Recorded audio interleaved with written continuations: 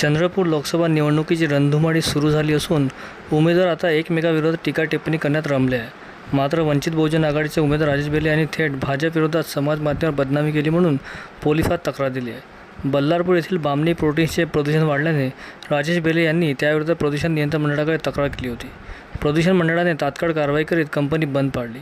त्याविरोधात भाजप प्रणित भारतीय मजदूर संघटनेने राजेश बेले यांची सोशल मीडियावर अपप्रचार करीत बदनामी केली।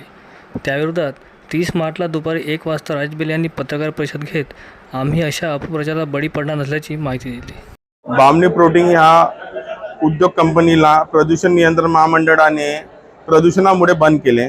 तिथे भारतीय मजदूर संघाची बीजेपीची युनियन आहे, त्या युनियनच्या अध्यक्षांनी आणि त्यांच्या पदाधिकाऱ्यांनी सोशल मीडियावरती मला बदनामकारक पोस्ट टाकून जीवे मारण्याची पण धमकी दिली। त्या विरोधात मी रामनगर पोलीस स्टेशन आणि SP साहेबांना तक्रार केली, त्यांच्यावरती गुन्हे पण दाखल झाले।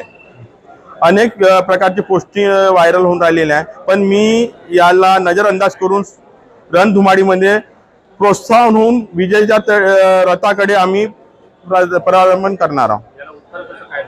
आम्ही उत्तर याला विकास कसा राहते ह्या दिशेने जनतेला दाखवून देणार आहोत।